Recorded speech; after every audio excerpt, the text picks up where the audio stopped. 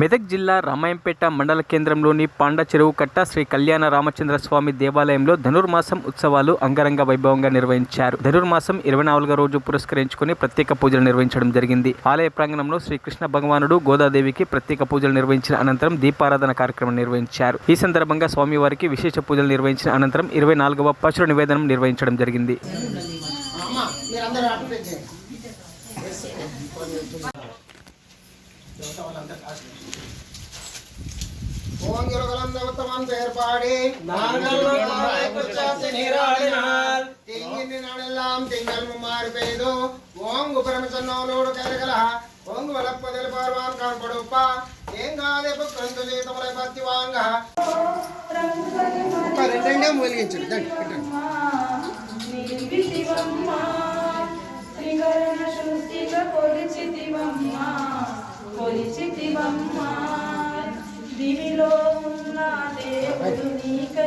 మెదక్ జిల్లాలోని రామాయంపేట పట్టణంలో శ్రీ కళ్యాణ రామచంద్ర స్వామి దేవస్థానం దత్తాత్రేయ మందిరం పాండు చెరువు కట్ట వద్ద ప్రతి ఏటా ధనుర్మాస ఉత్సవ కార్యక్రమాలు అంగరంగ వైభవంగా జరుగుతున్నాయి. అందులో భాగంగా వైకుంఠ ఏకాదశి తర్వాత ఈ పాశ్రములు 30 పాశ్రములు ఉంటాయి.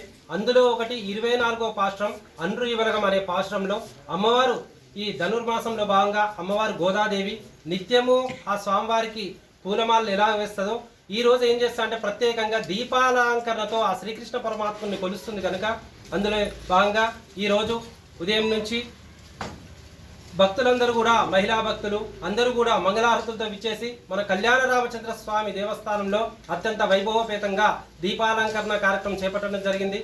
అలాగే ఇంకా కూడారై వెల్లి పాశ్రం గురువారం నాడు ఉన్నది కనుక ఆ తర్వాత 13 నాడు శనివారం నాడు శ్రీ గోదాదేవి రంగనాయకుల కళ్యాణ మహోత్సవాన్ని అంగరంగ వైభవంగా నిర్వహించడానికి ఏర్పాటు జరుగుతున్నాయి.